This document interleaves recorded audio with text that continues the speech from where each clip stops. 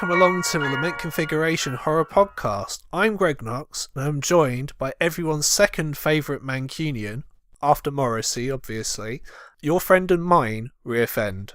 I can't believe you just said that. I'm the number one Mancunian, especially before Morrissey. Yeah, Morrissey is a bit of a cunt, isn't he?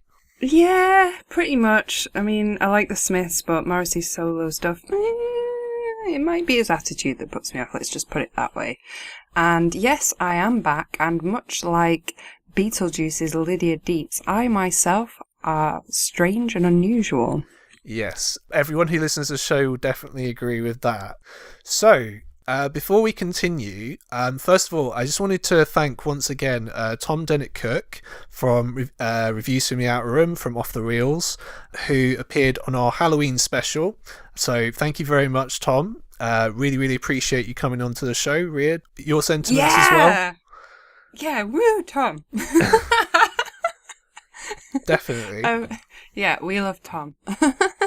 And we'd love to have him back again. I mean, we like having Toms on our show in general, because we've had two good Toms on the show now. Yes. That makes Tom Tom. And we also appeared on the Off the Reels Halloween special. So if you guys haven't heard that already, it was a great show. So it's on iTunes right now. So if you go on the Off the Reels page on iTunes, you'll be able to listen to our appearance on there. We just, we love those guys. So it's great to work with them, obviously. Mm-hmm. Some of our favourite people. Definitely. So the show today is slightly different from our usual show.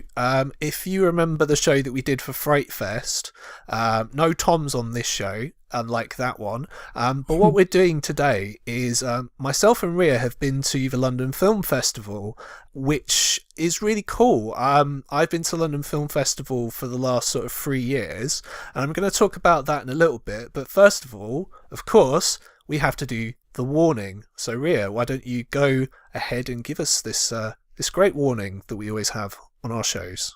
Indeed, I have it prepared. I'm just going to say, before I do the warning, that actually this show is a spoiler-free show, much like our Fright Fest show.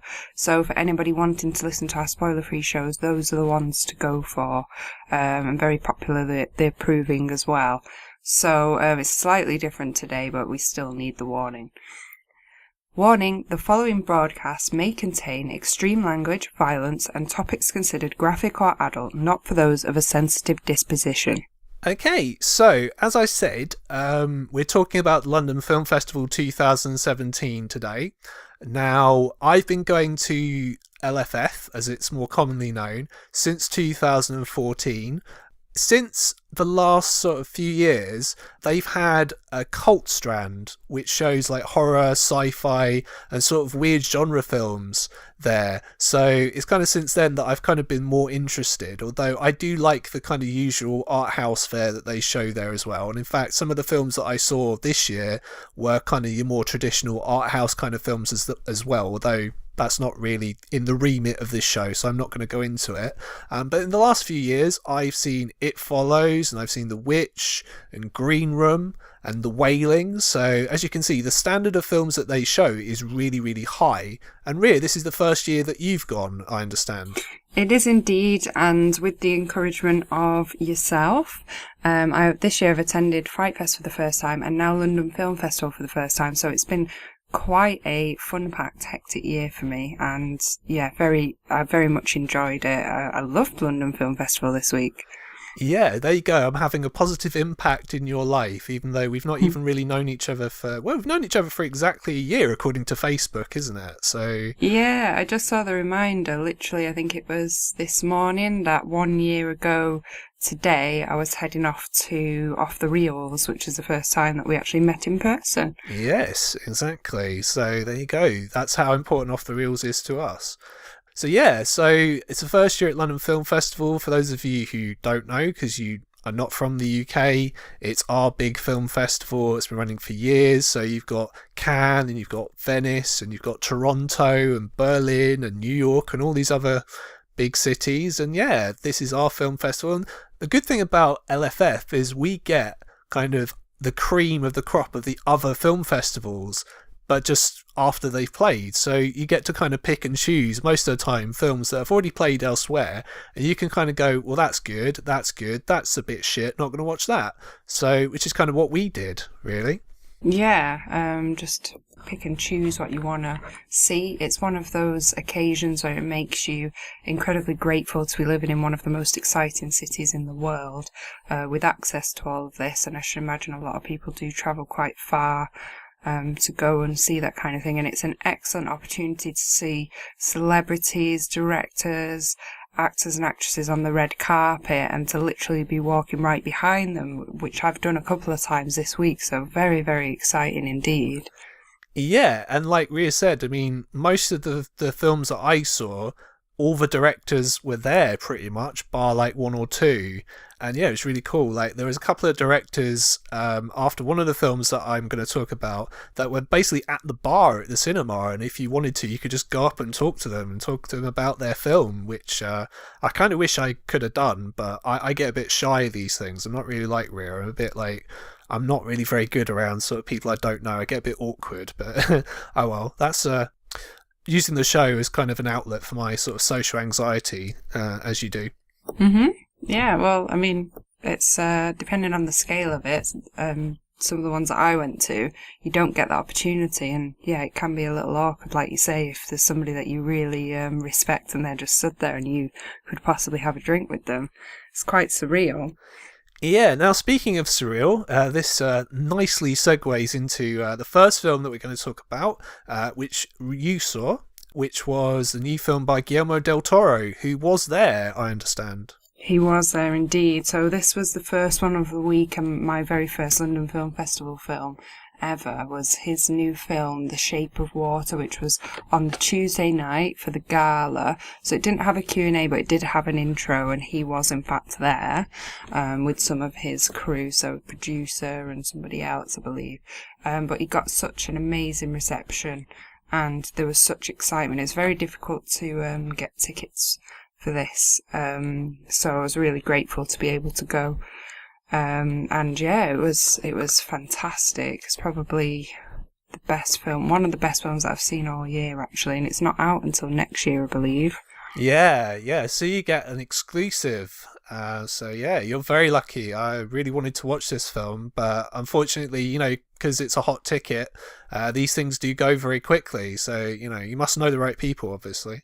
I was fortunate that a friend of mine did get a couple of tickets sort of last minute, so we went along to that. It was amazing. Yeah, and it's interesting when you say like they do like a short Q&A before the film, and this actually happened a few times, the films that I saw, where they say, well, we don't really have time to do a Q&A, so I'm just going to ask you a couple of questions now. So I guess that must have happened with Gilmo as well. Yeah, tell us of the synopsis of Shape of Water. Okay, so, I mean, it's not strictly listed as horror, but we all know that Del Toro does do beautiful dark films incredibly well, and I would definitely say it does fit into that category. Anybody who's seen Pan's Labyrinth will know exactly what I'm talking about, and films such as The Devil's Backbone. So this film is listed as adventure, drama, fantasy, and it definitely is a fantasy film. And the synopsis is: an otherworldly fairy tale set against the backdrop of the Cold War era in America circa 1962. In high-security government labs where she works, lonely Elisa, who's played by Sally Hawkins, is trapped in a life of isolation. Her life is changed forever when her and her co-worker discover a secret classified experiment. So, yeah, I mean, in a nutshell, it's about this lady, as I say, played by Sally Hawkins, who's incredible in the film, who is mute. She comes across this secret experiment, which, I mean, like I say, we're not doing spoilers, but most people know that this is a creature, so I won't go more into it than that. Obviously, with the title of the film, there's a huge theme revolving around water, and that's where this creature predominantly is. And it's it's an amazingly beautiful film with lots of references to the 50s and 60s as it is set in that era. So I feel like Del Toro has kind of done this as a love letter to the things that he loves in that era. So there are lots of references to 50s or early 60s films, theatre, dance, like the silver screen, black and white classic movies, like little snippets all throughout that are just visually amazing and like fantastic references. Decor, clothing and vehicles, which obviously for me is like a dream come true, especially in like a dark film, because those are some of my very favourite aesthetics. It's poetic, it's got some twists in it, as you would imagine. Obviously I'm not going to spoil it, but it ends incredibly well. It has emotion in it, it's dark, it's humorous, there's gore and violence, and I picked up on quite a lot of references of popular films that I will mention, that'll sort of give you a bit of an idea of what maybe to expect.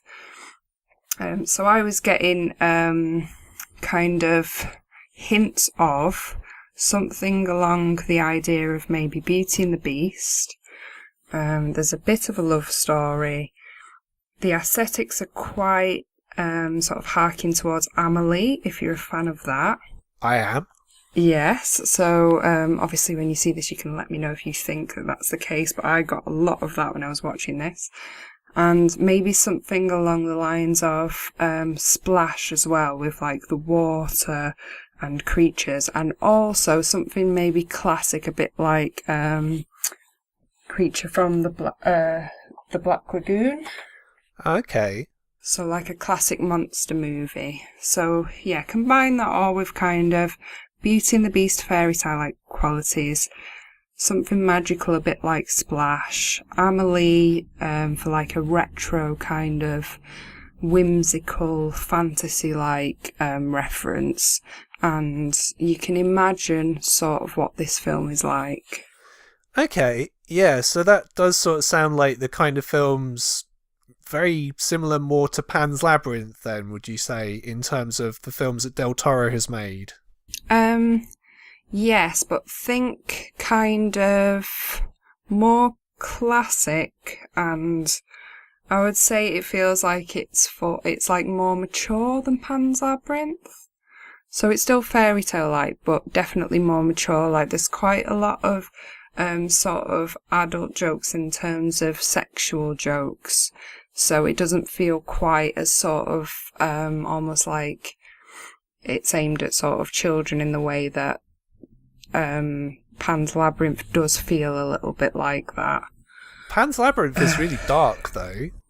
I know it's too scary for kids, but I do feel like Pan's Labyrinth is for a younger audience. And The Shape of Water, it's been reported as one of his very best films, which I do agree with.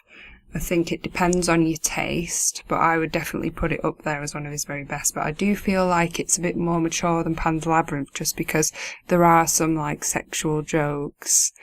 Definitely, I don't think a teenager would get this film, whereas with Pan's Labyrinth, a teenager probably would love that kind of thing. Okay. Yeah, so, I mean, for me, Pan's Labyrinth is my favourite film of his by quite a long way. And I really like Devil's Backbone, and I like Kronos as well, his first film. However, I'm not really a fan of any of his other films, so I didn't really like Blade 2. I don't really like the Hellboy films. Wasn't a huge fan of Pacific Rim. Thought it was a bit stupid, to be honest. And didn't really like Crimson Peak that much either. I know we've had discussions about this, and you liked it more than me. Yeah. I like the aesthetic of Crimson Peak, but I do admit that the plot doesn't feel very strong, and that was kind of the film's weak point. I liked Pan's Labyrinth the most of his films before I saw this, but I'm gonna put it out there and say that this is my new favourite Del Toro film, and I think that you will prefer this to Pan's Labyrinth as well when you see it. Wow. Okay, so when I saw Pan's Labyrinth, I gave it 10 out of 10. It was very, very rare for me to do that, so that's big praise right there. There's one particular scene in this that I think you're gonna love, but we're gonna have to discuss it after you've seen it because it's too much of a spoiler. Oh, that's not good. Okay. All right. Ask me about that when you've seen it. Ask me which scene it was. Yeah, I'll have to, definitely. So you mentioned Sally Hawkins. Now, I really like Sally Hawkins. She's really good. Very, very good actress. I understand Michael Shannon's in this as well. I'm a big fan of his. Yes, he is, yeah. Octavia Spencer plays Sally Hawkins' best friend and co-worker in this film as well. Yeah, so he's got a really, really good cast together then in terms of acting-wise. That's three really, really top of the line in terms of performance actors.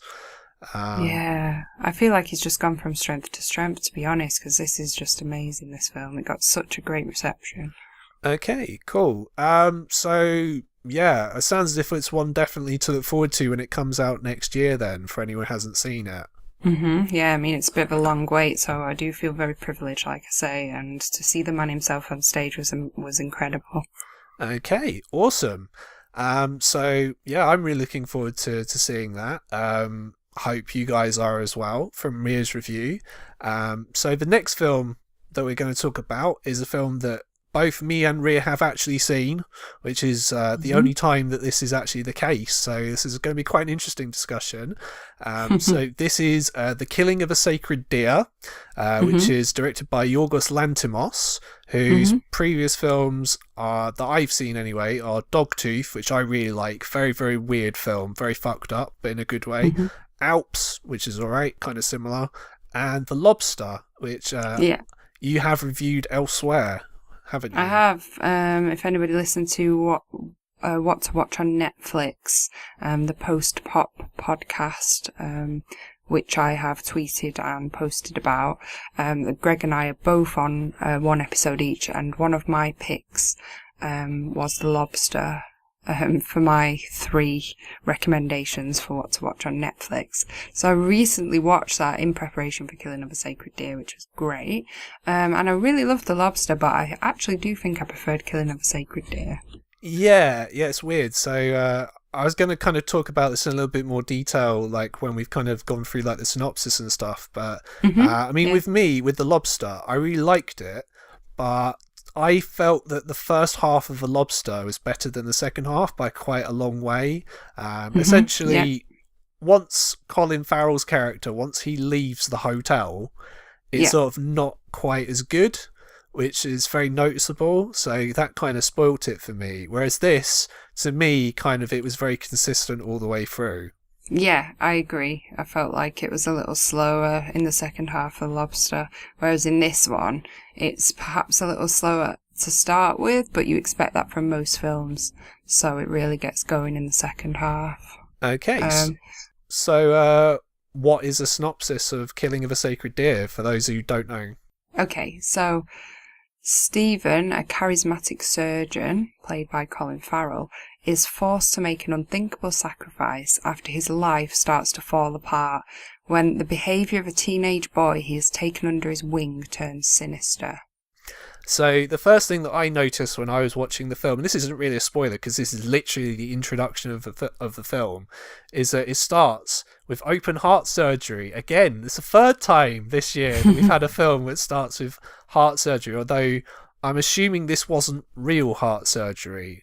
Although, to be honest, it's hard to tell. It looked pretty real, didn't it?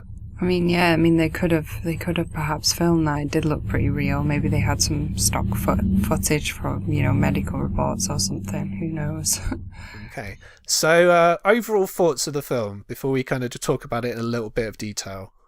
Well, once again, like The Shape of Water, I went to the gala on the Thursday night, so I was very privileged again to see Colin Farrell and Nicole Kidman on the red carpet outside, and then on the stage with the 2 child actors that are in the film, which are Rafi Cassidy and Barry Cohen, I think that's how you say it, the guy that plays Martin.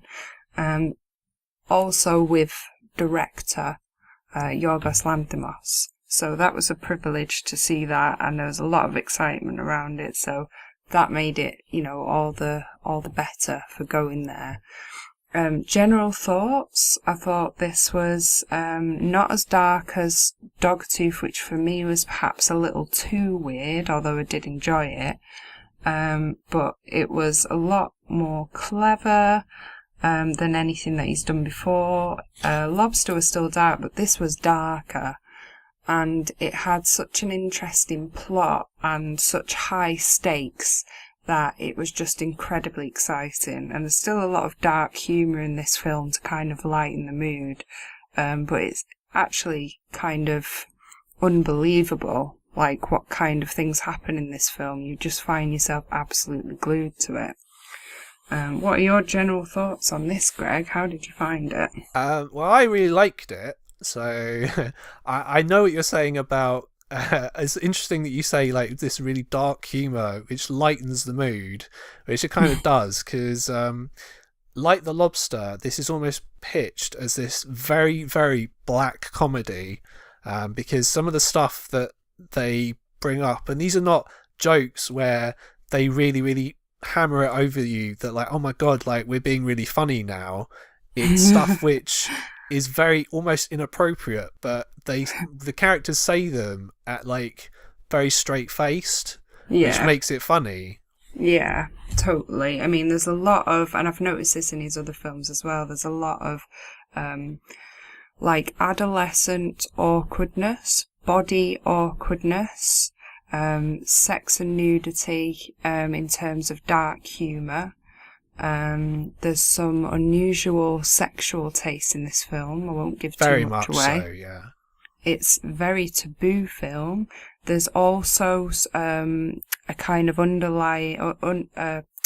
parallel storyline with kind of a bit of a bunny boiler sort of plot going on, which is quite sinister as well. He has featured in his other film, in Dogtooth, this kind of adolescent sort of first sex awkwardness as well. And then in this film, that's kind of mirrored with couples throughout the film in terms of weird sex stuff. So yeah, like without giving too much away, there's quite a few elements of that featured throughout the film that do kind of make you sort of go, whoa, okay. Yeah, I agree what you mean about the whole first sort of sexual awakening and the awkwardness of sort of sex and coupling, particularly when you're young. There's definitely a lot of that in there. And yeah, as you said, some very kinky, shall we say, although not graphic. It's certainly the implication more than the actual reality of very kinky sex, shall we say. I agree that the plot, it's a revenge plot, so to speak, and it could come from like the early 90s, from something like Fatal Attraction or the films that came after that, or even something like, I don't know, a revenge film that I really like, for example, is like Dead Man's Shoes by Shane Meadows, which is a really, really good film that I highly recommend. Now this is a thing, I've had this conversation with my brother, because my brother is very different from me. He hated The Lobster, for example. Whereas you recommended The Lobster to me and you were like, I think you're going to like this, and I actually really did like it, so I was completely sold. This is why I don't really talk about films with my brother, and I do talk about them with you, because we're on very, very different wavelengths. So Lanthimos' style is very weird. So characters, they talk in a very deliberate way, almost like this, almost as if they're robots, and they're not really people. Do you get what I mean? So sort of like that. That's one of the things that I've noted down here, is that it's kind of rambling, awkward dialogue, and there's also a lot of awkward movements in this film which are deliberate. Like, there are reasons for that. It's part of the script, it's part of what's going on.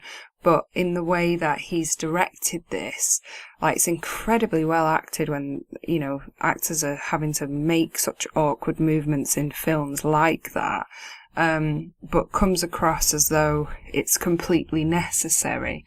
But the dialogue, awkward movements, all together, it just creates this really surreal, dreamlike sort of quality to the entire film, where you kind of always questioning, is this actually happening, or is this somebody's like daydream? Are they going to snap out of it, or are we going to find out that none of this really happened? You know, it's just so surreal. It doesn't feel like it's really happening. Yeah, I agree with that, definitely, in terms of like the dreamlike feel of the film itself.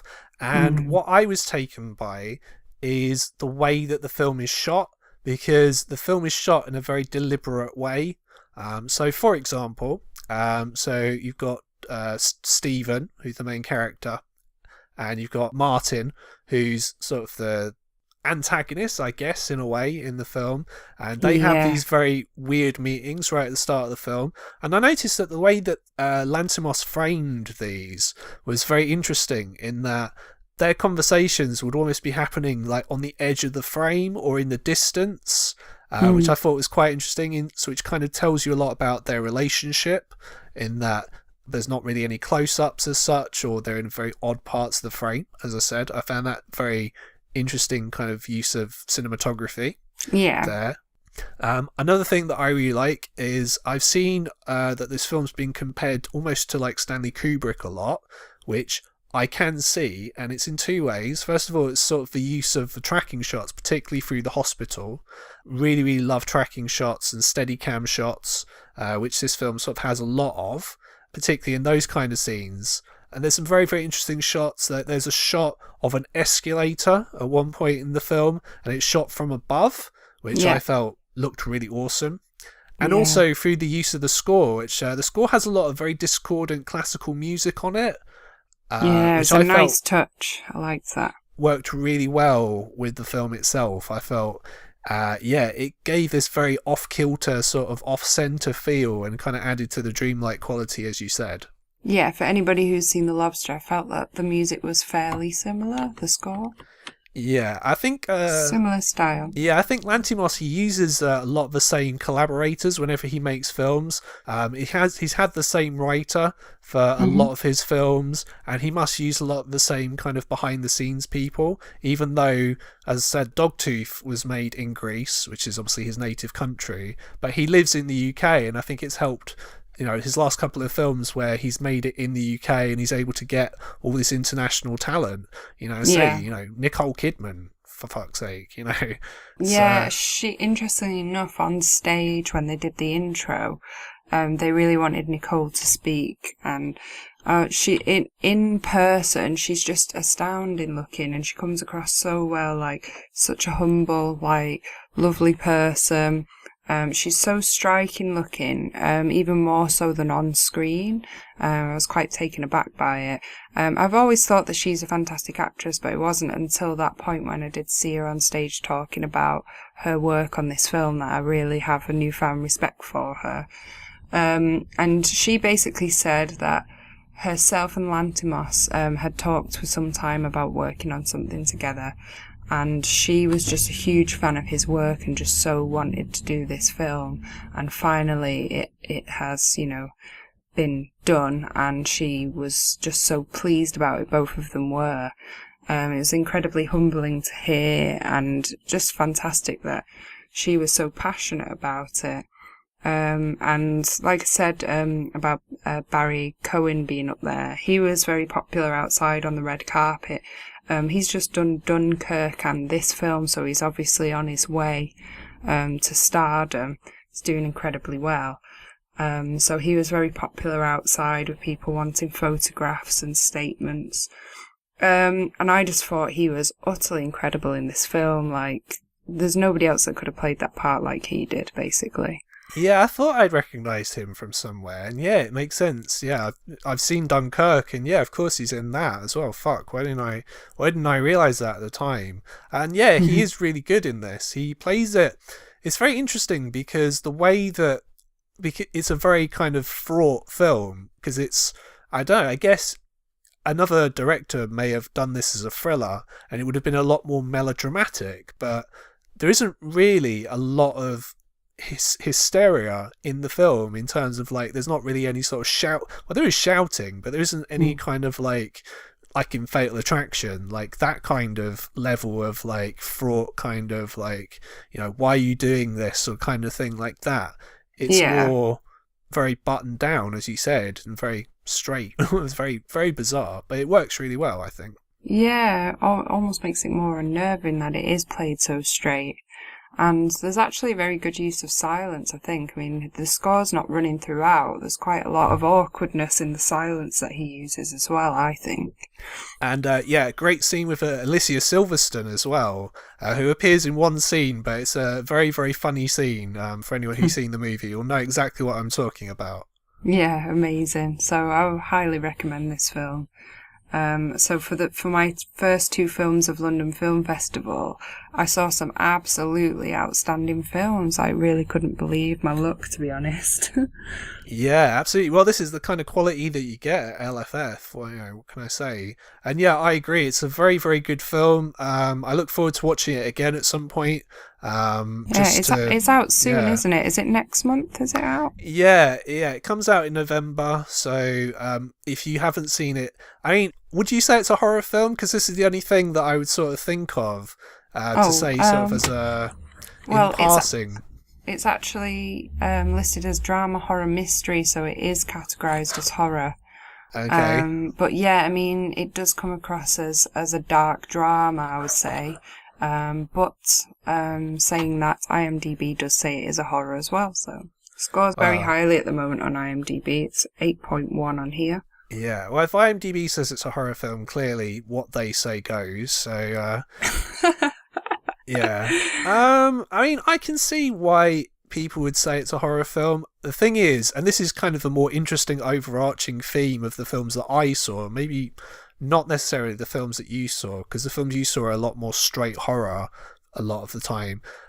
It's this whole debate about kind of what is and isn't a horror film, because a lot of the films that play at LFF, as opposed to Fright Fest, it's kind of, they are sort of horror films, but it's almost as if the people who made them gone, yeah, I don't really want to make a straight horror film. I like horror, but I don't know, maybe they feel too limited by horror films themselves, by what they can do in that kind of construct. So they decided, well, I'm going to do this instead, which sort of is horror, but not really, or maybe it is, I don't know. So it's very interesting, because a hardcore horror fan, or the types that I see online anyway, they probably wouldn't like this film, I would say, which is their loss, by the way.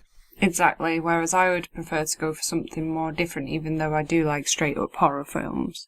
But for me, something a bit more like dark and clever and different, like Killing of a Sacred Deer, that's much more me, because it does make you think a lot more, and it's very surprising. You can never predict where something like that is going to go. Cool. Well, speaking of sort of straight up horror films, the next film that we're going to talk about, that Ria saw, I saw in the guide, was compared to The Conjuring, so you can't really get any more straight up horror than that. That's Veronica. Indeed, and it is categorised as just horror. Like, you literally can't get much more straight horror than this film. Oh, there you go. So yeah, the synopsis is, it's Madrid in 1991. A teenage girl finds herself besieged by an evil supernatural force after she plays Ouija with two classmates. So you can imagine what this is going to be like. And it's quite formulaic, and it is kind of a 90s style Conjuring, but Spanish made, and it's by one of the directors of REC, if ever you saw that one, as in REC, Record, which was a zombie horror film, also set in Spain. I love REC, so yeah, absolutely. Yeah, I'm very familiar with REC, seen it a few times. One of the best found footage films ever made, I would say, is REC. Indeed. For me, I think I prefer REC to this film, but I did enjoy seeing this film. It was definitely a good one to watch on the big screen. Fairly formulaic, and as to be expected in terms of a Conjuring Ouija board style horror film. Nothing too different than what I actually expected. But it does have some elements that were interesting that made it a bit different to films that I'd seen before. Lots of jump scares, as you can imagine. One of the outstanding factors of this film is the young child actors in this film who were absolutely fantastic. The teenage girl in it, without saying too much, she kind of has an absent mother who's working a lot, and she has 3 younger siblings that she looks after kind of like her own. And her relationship with them and their relationship with each other is just so realistic. And that works with the plot very well. There are some excellent aspects and areas of suspense in this film. Like I said, brilliant jump scares. There's some very creepy characters in this. Some excellent CGI and possession sequences, and it does keep you guessing. So, I mean, watch this if you like Ouija boards and kind of straight up horror and The Conjuring. And I think you'll be pleasantly surprised. It starts off fairly formulaic and does develop from there into something that's different to what you've seen before. Okay, well, my obvious question from this is it better than Ouija? Personally, I prefer Ouija, but Right. I think if you're a fan of the 90s style, like for horror, and you like world film, because Spanish do horror very well, so it is kind of a different style. So if you enjoyed Rec, I think you will recognise the styling in this, and probably enjoy it. But I myself, I do prefer Ouija, so Okay. I think it depends. Yeah. Okay. So, I mean, I did really like Rec, so I probably will give this a go. You saying it's not better than Ouija, probably not the best kind of recommendation, but I don't know. I don't mind. I mean, I think the Conjuring films are all right, so anything that you say is kind of similar to that, sort of with jump scares. I mean, is it well shot? Is there anything interesting about it, sort of the way it's made? Yeah, I mean, there are really interesting kind of hints towards dark spirits in this, so how they transpire and how they discover them, and basically the suspense leading up to actually seeing anything demonic that does possess one of the people in this film. So it's all of that build up towards when you do eventually see like a dark sort of, I'm not even going to say creature because like I said, no spoilers. When you see a dark presence, there's like such a huge amount of build up to it, and the way that they find these clues or they see these traces of this dark force are different to what I've seen in other films similar to this before. So it is really interesting the way that they've done that. Okay, cool. So you would recommend this one, yeah? Yeah, I mean, I think that you prefer slightly different films to this, so I don't know if you're going to love it, but I still think it's well worth a watch. I don't think you would think it was terrible, but I know what your taste is like. Yeah. You like a different kind of horror film to this, and this is like kind of ticking a lot of the boxes that horror films should do in some ways. Yeah, so this probably could have played quite well at Fright Fest, then, I'm guessing. I reckon so. It's one of those that you feel would have more mass appeal. You know, it'd be good for Halloween, that kind of thing. Whereas, I think in terms of your more dark, intelligent films, this isn't going for something like that. It's going for more traditional, and you can't get much more traditional than Ouija elements, really. Yeah, so you're saying horror film fans are dumb then, basically? No, I know you're not. It's fine. I'm just being a dick. I'm just being a dick. I think horror fans are more intelligent than most, probably, because they put themselves through a lot of stress to watch a film, so I think that takes a lot. Yeah. Okay, I mean, I will probably give that one a watch at some point. You're right, it's probably not the sort of thing that I really find interesting, but I'm willing to give this stuff a go. So if I get the chance to do that, I watch that as soon as I can, basically. Yeah, there was no intro with this or anything special, but the seats in the View Cinema were incredibly good. And like I say, I was glad that I went to see it, so it's good. Yeah, the seats generally are good in View. Not quite as good as the ones in Picture House. Picture House have the best seats because they recline. Every other cinema the ones chain, in the View are reclining seats. Oh, really? Okay. Well, there you go. That's what everyone needs to do then. So they need reclining seats because for LFF, the last couple of years, what they've done is they've created this sort of temporary cinema on Embankment Park. And the only shame with that is the seats are just your normal seats. And not gonna lie, I got bad posture, so I like to slouch back. And yeah, having the reclining seat makes it a lot more comfortable to watch a film for me. So it's a bit of a shame we don't have that. But oh well, first world problems and all that. Right. So we're going to move on to a film that I saw, but I know you really want to see. Yeah. And this is Brawl in Cell Block 99, which is directed by S. Craig Zahler, and he directed Bone Tomahawk, which was your favourite film of 2016. Oh, so exciting. I should imagine that. I imagine this film to be very violent, so I'm kind of looking forward to that. Well, the clue is in the name. It's called Brawl in Cell Block 99, so that kind of tells you pretty much what you're going to get in this film. It's a picture of a bloody skinhead in a prison uniform on the poster, which pretty much sells it to me. So, yes. I have the synopsis, and then you can tell me about it because I can't wait to hear.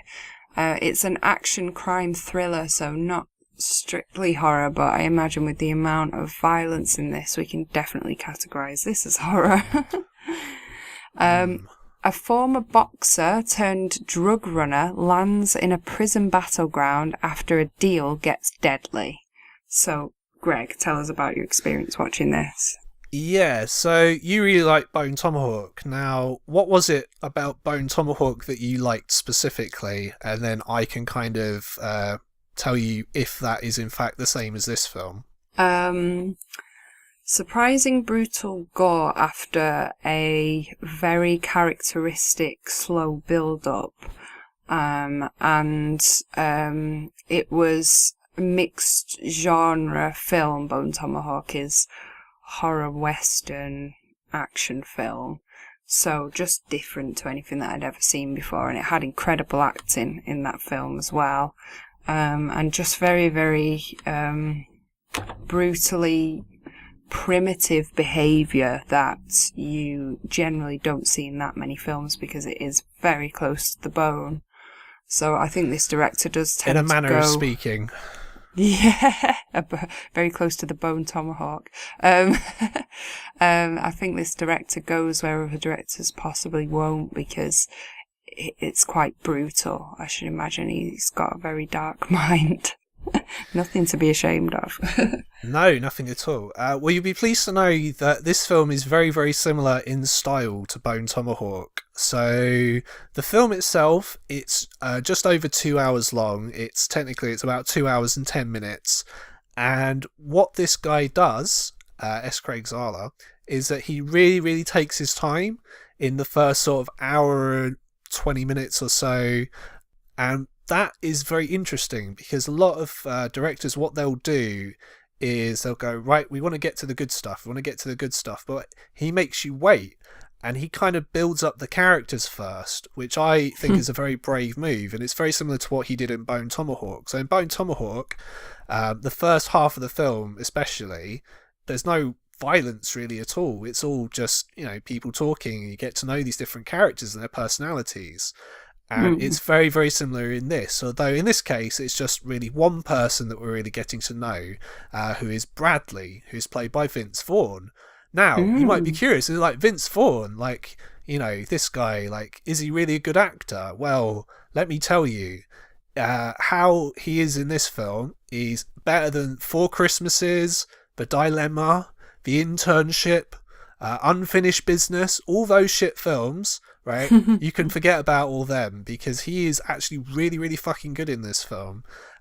It's quite interesting because he isn't really overacting, He plays this guy who's got very, very kind of rigid morals, but Yeah. you can tell kind of underneath he's a really good person, because it's quite interesting. This isn't really a spoiler, but at the start of the film, his character, loses his job, and he finds out that his wife's been cheating on him. Now, you'd think that some people would get really, really upset by that. And I mean, he was, but his character is like very, very rational about it. And he's like, well, I understand why you would have cheated on me and why this would have happened. And like, I had this really shit job and I've lost my job now. And it's like, what are we going to do? And there's sort of things they talk about in terms of like their past. And anyway, like you said, he then has to take this job as a drug runner. And well, it's called Brawl in Cell Block 99, so that kind of tells you sort of where the film goes sort of plot-wise. And, I mean, in other hands, this is very, very generic. It's a guy who basically, he goes to prison. That's not really a spoiler. Something happens, or he gets told something, and then that kind of drives the plot along. So as soon as you told that, it's like, okay, I see where this film has to go now. See, this has to happen, this has to happen, this has to happen. And even though you know that, based on where the plot is going to go, it's still very, very enjoyable. And I know you're probably going to ask about this, because it was a very key part of the last film. Wow, there's a lot of violence in this. More in the second half of the film. The first half isn't really very violent at all. But when it gets violent, oh, fuck me, it is very, very violent. Yeah. I mean, And it looks like it's just as long as Bone Tomahawk as well, because that was quite a long film, yeah? Yeah, but as I said, that's because the director is taking his time, and you're getting to know Bradley, and you're understanding sort of his situation and all this shit, for lack of a better word, that he's having to deal with, in his life and, in the scenario that he's in. So, yeah, it's worth it. It's definitely worth it. I wasn't bored by it at all. It's actually very, very engrossing, and that's because of Vince Vaughn, really. Yeah. I mean, this is 2 hours and 12 minutes, and I remember distinctly in Bone Tomahawk that at the 90-minute mark, that's when all the action happens. Is that the same in this film? Yes. I need to see this as soon as possible. Yes. I think this is coming out fairly soon as well, so you will have your wish. I imagine this to be another impactful film, a bit like Green Room was, where lots of people were talking about it. Oh yeah, it's got a lot of. If you read the reviews, people are saying, "Oh, it's really bloody and it's really violent," and it's very, very violent. I can't stress this highly enough. It's incredibly violent, and if you like your violent shit, you're quite patient. You don't mind a slow build. Definitely check this one out. Okay, so we've covered Tuesday, Thursday and Friday's films that we saw at London Film Festival, and I went to see one on Saturday called Ghost Stories. Cool. So tell us about that one. Okay, so I've got the synopsis. So this is actually a film that was adapted from a very successful stage show by writer-directors Andy Nyman and Jeremy Dyson, who produced such things as Derren Brown and League of Gentlemen. Now, I myself didn't see Ghost Stories in the theatre, but I've heard that it is incredibly good, and some people went back and saw it twice because they loved it so much. So, I mean, this is actually listed as a drama, but it most definitely is a horror. I mean, it's mostly about hauntings, and as you can imagine, ghost stories. Wow. So I was going to say, it's called A Ghost Story, so... It's called Ghost Stories, yeah. So it's called Ghost Stories, so yeah. It's actually a 3-plot film, so kind of like an anthology. So 3 different stories that all tie together, with linked elements and coincidental details that you start to notice throughout the film, which is what makes it all the more disturbing, atmospheric, creepy, and there's a lot of build-up. It's quite an unnerving watch. I saw this at the Hackney Picture House. So the synopsis is Professor Philip Goodman, who is an art psychic, so he's basically against psychics. Professor Philip Goodman embarks upon a terror-filled quest where he stumbles across a long-lost file containing details of 3 cases of inexplicable hauntings. So, like I said, I saw this at the Hackney Picture House. Unfortunately, the only seats left were the front row, so that did give me an extreme crick in the neck and made me feel like I was actually in the film. But the amazing thing was that Andy Nyman himself came down and introduced it, and one of the lead roles in this film, Tony Matthews, is actually played by Paul Whitehouse, who I am a huge fan of.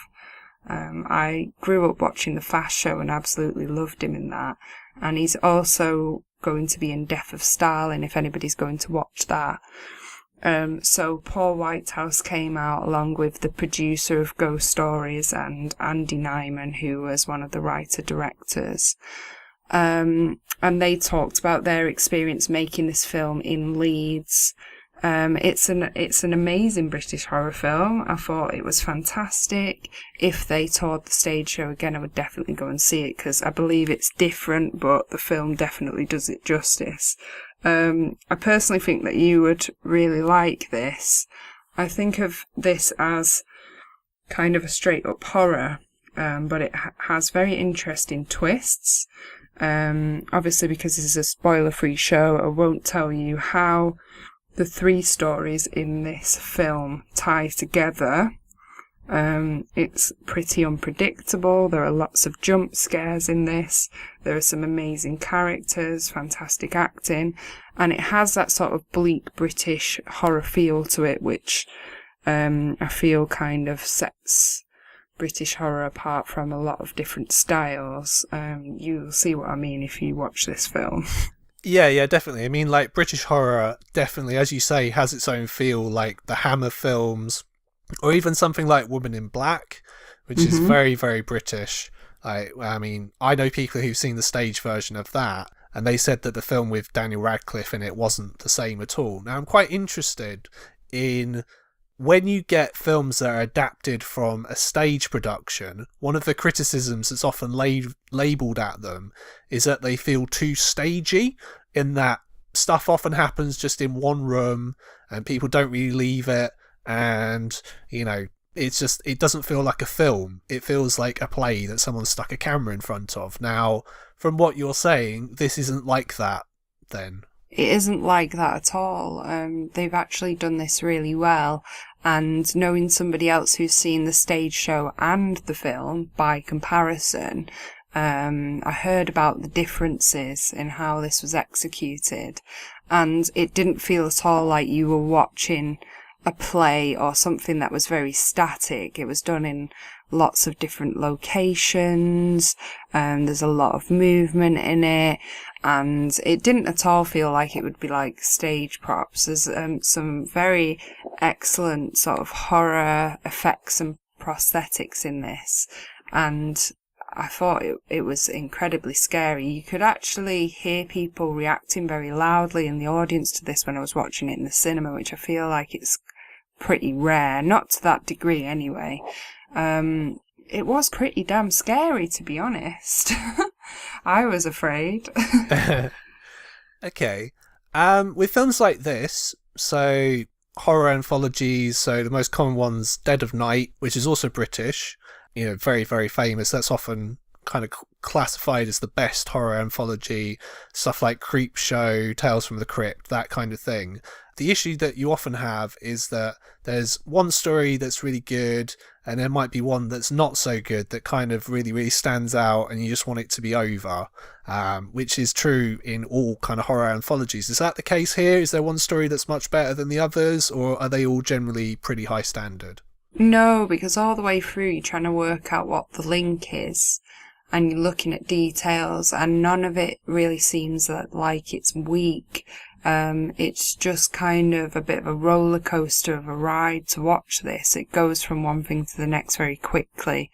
and does feel like it's over very quickly, because it's that exciting. I mean, it's an hour and 38 minutes long, so not as long as some of the other ones we talked about tonight, but it does feel like it's over very quickly. Martin Freeman is a lead in this, and he's very excellent in this film also. So yeah, I couldn't identify a weak section in this film. There was nothing that was particularly too generic, although it does draw upon some common themes that you will have seen in other films. It's still radically different to anything that I've seen, and very, very creepy, much to my delight.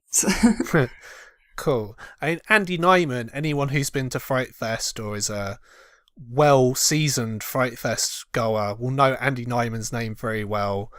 We would know he's someone who definitely knows his horror very well. And all the League of Gentlemen guys, they all love their horror. They're big horror fans. So yeah, I would expect this to be really good with people of that pedigree involved. Yeah, I mean, I love League of Gentlemen, so I was also excited about that prospect in this film, that kind of influence, because that's just my kind of humour and influence myself. And Andy Nyman plays a lead role in this film himself, and he's very good as well, so... Cool, well, I'll have to check this one out then. Definitely a must-see. I think you'll really enjoy this. Awesome. So look forward to that whenever it comes out. I don't know if it's this year or next year, but yeah, we'll have to definitely check it out as soon as I can, really. Wow. So it sounds as if like all the films we've seen are like really, really good, very high quality. Really. I'm super impressed. This has made me so excited to go to London Film Festival next year already. I mean, what a year for me. My first Fright Fest and my first London Film Festival. And I have a lot of jealous friends who wish that they'd seen these films as early as I have, as like an advanced preview. And what a fantastic experience to walk in Leicester Square along the red carpet behind celebrities. It was amazing. Yeah, definitely. I mean, that is the big pull of film festivals like this, is that you get to see all these films before they come out in general release, sometimes months before. Some films that I've seen haven't even ever been released, never even been released to like the masses. So yeah, it's definitely the big pull there in terms of that. Definitely, even with the prices, it's quite expensive. But it is, but I did feel like it was worth the money for the kind of advanced preview that you get, and for the atmosphere, and there was such a buzz there. It's just amazing. I'm so glad that I went. Really, really enjoyed it. So, like I say, I just saw those 4, but what a fantastic week. And so, after Saturday, which was my last one, Ghost Stories, and seeing Paul Whitehouse in person, which was a highlight of the week for me, you then went on to see a couple more on the Sunday, Greg. Yeah, so I had a mental day on Sunday. I was out literally all day in London. Now, I actually saw films that weren't horror films, so we're not going to really talk about them that much on the show, but I saw 2 horror films. I say horror in kind of inverted commas, and there was a film that I also saw which was really good, which isn't horror at all as such, which I'm going to talk about at the end. So I saw that film first, and then I went to Embankment, to the temporary cinema there, and I saw Thelma, which is a new film by Joachim Trier, who is a director that I really like. So the first film I saw of his was a film called Oslo, August 31st, which I really liked. It's such a good film. So good. And really, really highly recommend that one. It's a sort of a drama film. It's very kind of lo-fi, kind of very sort of spare, sort of Scandinavian style drama, but it's really good. Definitely recommend it. And his last film was a film called Louder Than Bombs, which is his English language debut, which is sort of a very weirdly received film. It had like some English actors in it. It had Jesse Eisenberg, Gabriel Byrne, Isabelle Huppert was in it. And I really liked it. I think I liked it more than kind of a common consensus. So I was really looking forward to this. So, Ria, would you like to give a synopsis of Thelma? Yeah, so it's listed here as a drama, mystery, romance, so I'll be very interested to hear about the dark or horror elements in this once you start talking about your review of Thelma. As you say, it's Norwegian or shot in Norway, and the synopsis is a woman begins to fall in love only to discover that she has fantastic powers. Yes, which, on the sound of things, if I tell you it's about a girl who is from a very heavily religious upbringing, who is kind of, coming into womanhood, and she discovers that, as you said, she has these kind of weird supernatural powers, what are you going to think of straight away? Ginger snaps. Okay, that wasn't actually the answer I was looking for, but I kind of see what you mean there. Yeah. It's a coming of age film, isn't it? Yeah, yeah. So I would have said Carrie first of all. Oh, okay. Yeah. That was kind of what I was thinking of. But yeah, Ginger Snaps I can see, and also Raw. This is actually sort of similar to Raw in some ways, because what the story's about, it's about this girl who just started university, so again similar to Raw, who, now the difference in this instance from Raw is that the girl had powers before, and she's kind of almost repressed them or kind of forgotten that she had them until she's kind of become an adult. She's gone to university, and yeah, it's a love story. So it's her meeting this other woman and her battle between her religious upbringing from her parents and her awareness and her fear as to these powers that she has, these things that she can do. It kind of comes into conflict with these romantic feelings that she's not used to having, particularly as they are homosexual feelings. So again, kind of clashes with the religious upbringing that she had. Now, sounds interesting. Now, the director, as I mentioned earlier in the show, this is one of the examples where the director and the producer and the lead actor were all there, and they did a very, very brief Q&A. And this is kind of one of the examples that I was saying of where this is kind of being marketed as a horror film, but I don't think it really is a horror film. It has sort of horror elements, and Trier even said himself that, like, yes, you know, he was watching a lot of horror films. Maybe he was joking about that, I don't know. But he kind of, I don't know, it's almost as if maybe he wanted to do a horror film, but then when he was writing it with his regular co-writer, they kind of got more interested in other elements as well. So it's not really an overt horror film. The horror is very subtle. Like, there's a couple of scenes where there is horror implied, but it's more used as a metaphor for something else, which I don't really want to go into. The one thing I will say about this is film is incredibly well shot. The cinematography in this film is amazing. Literally, the very start of the film, you've got this man and his daughter. They're walking along ice, and you can see all the snow in the forest in the background.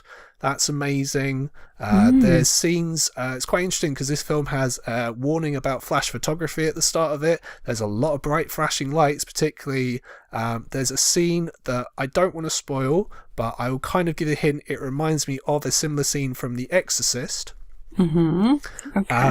where there's a lot of bright flashing lights. Quite interesting because there's scenes of like epilepsy. So that was quite interesting. I would say this is a film that will probably annoy a lot of people because it's very, very sort of subtle, and people might think it's like really, really slow.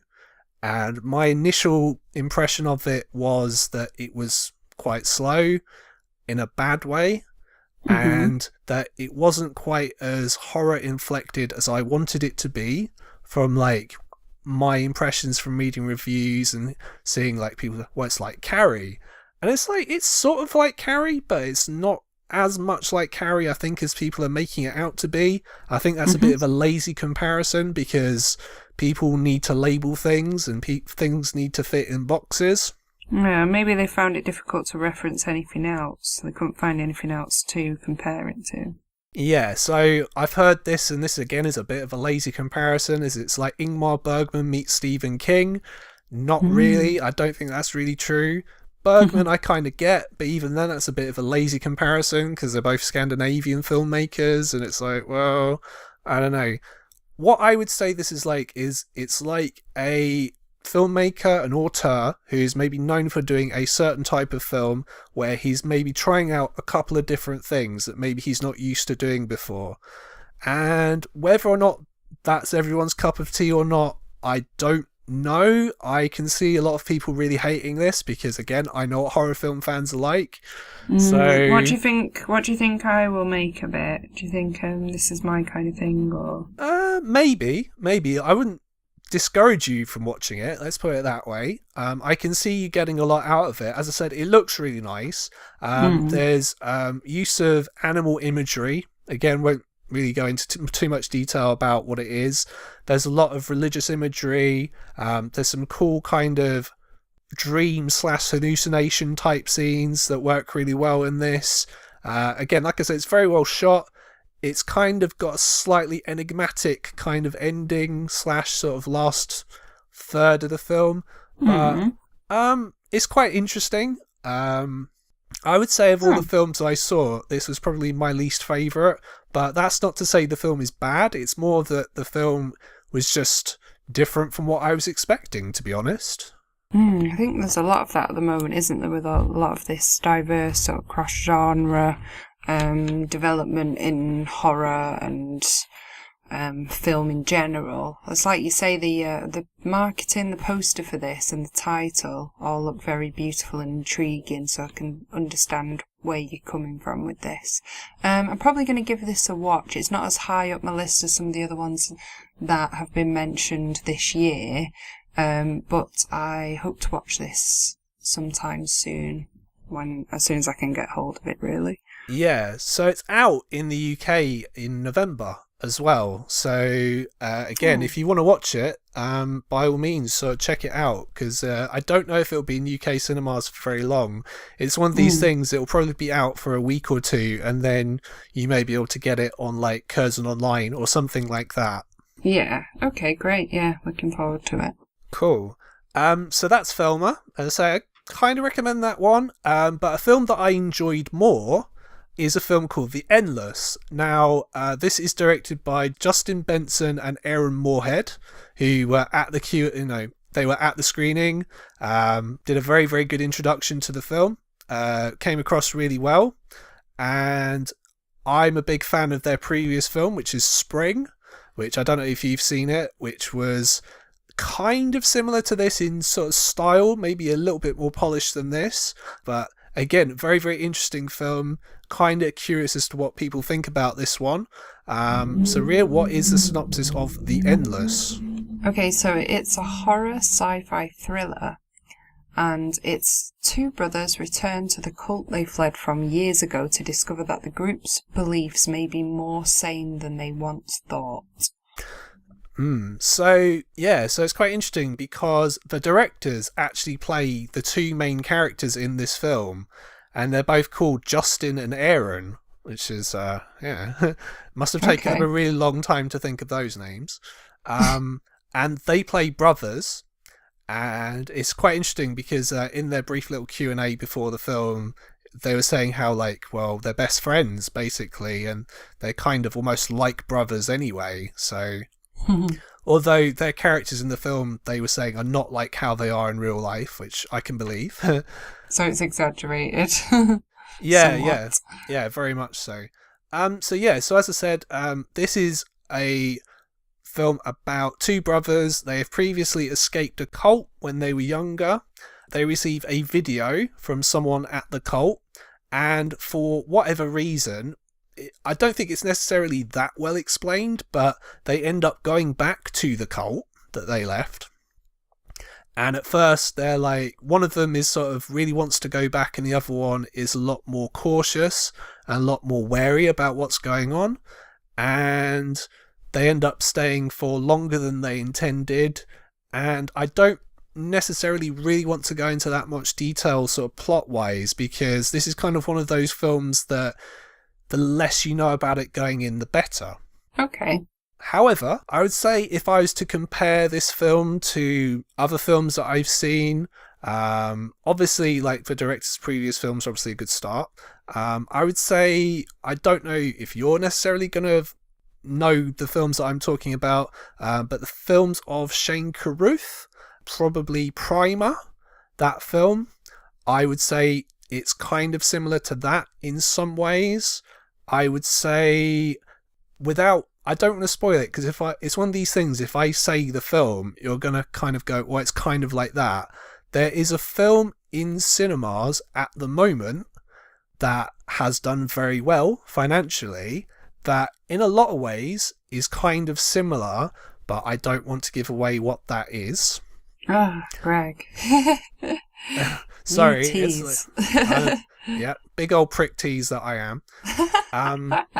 But there's some really, really cool, weird elements to this. So, for example, where the cult are, there's stories that, in the woods nearby where they live, that there's this monster who lives in the forest. And there's aspects like, there being 2 moons appearing in the sky, and there, things kind of going missing. Yeah. Or weird shit happening that doesn't really make sense. And yeah, it's just it's a very, very enjoyable film. It's quite interesting because it was quite late when I saw it yesterday, and I kind of thought, like, well, I don't know if I'm going to enjoy this, so I'll kind of give it maybe an hour, and if I'm not really enjoying this, I'll go home. Because I've done that before when I've seen films in London. This is a curious trivia point. Don't know quite why I'm bringing this up, but whatever. When I saw VHS at Fright Fest, I left after about 30 minutes because I was too tired, and it's going to take me an hour to get home. So I just said, nah, fuck this, I'm not enjoying this. I just left. And I sort of was going to do that with this, but I decided against it, and I stayed to the end because I was enjoying the film that much that I was actually riveted. And yeah. It's a good sign in the world of Knox. Yeah, so I ended up staying all the way till the end, and it's got some very, very cool plot twists. It's got some interesting characters. There's a character in the film called Shitty Carl, which I really like. That's a great name for a character. I've got a few questions. Go on. So is this going to be obviously more successful than the previous film that they did, Resolution, sorry. Yeah. Well, Resolution, it kind of came out in 2012, and that was a very, very low budget, very underseen kind of indie film, whereas Spring was a lot more polished, and a lot more eyes were on it. So that played at the London Film Festival. It's a great film, by the way. Anyone who's not seen Spring, you really should see it. It's very, very interesting. It's sort of, if I was going to compare it to something, it's like, Before Sunrise, but with body horror, essentially. So it's very, very interesting, cool film. This one, yeah, I really enjoyed it. Again, I can see it not being everyone's cup of tea. It is definitely horror this time, although it's not sort of flat out sort of, you know what I mean, like sort of a straight up horror film. It's sort of, again, very indie inflected. So cool. On the post-horror show, when we're talking about Deathwave, these guys kind of got sucked into the whole Deathwave thing. So it's sort of got that American kind of independent, low-budget, almost mumblecore-esque style to it. So that might not be everyone's cup of tea, and again, that's fine. But this has got some really, really good reviews online from what I've seen. So definitely well-deserved. Mm-hmm. And the only thing that's sort of a shame about it is, the guys are saying how, before the film, how because their ideas are so out there and they've been offered scripts before, maybe sort of mainstream stuff, maybe remakes or whatever, and they've turned it down because it's not really been their thing. It's just for whatever reason, I think the impression I got is they're not getting the budgets that maybe you would get in like the 70s, like if you were making an interesting film and it's like, you've made this and this is really good, now let's see what you can do if you get this amount of money. And I don't know, it's kind of a shame because with people like this, you don't really want to see them kind of not get the funding to kind of back their more interesting projects that maybe would require a bigger budget. That's the only thing I would say about this, which is not meant as a criticism. It's just I kind of want to see what they can do next now, because I'm just that excited about it. So that's great. It says online as well that there's a lot of H.P. Lovecraft references in this, which sounds interesting. Yeah, right at the start of the film, there's a quote from H.P. Lovecraft right in there. And this and Spring, kind of. And even Resolution had these Lovecraftian elements, although it's a lot more subtle than the films of Stuart Gordon, for example. So, that's another one that I recommend, definitely.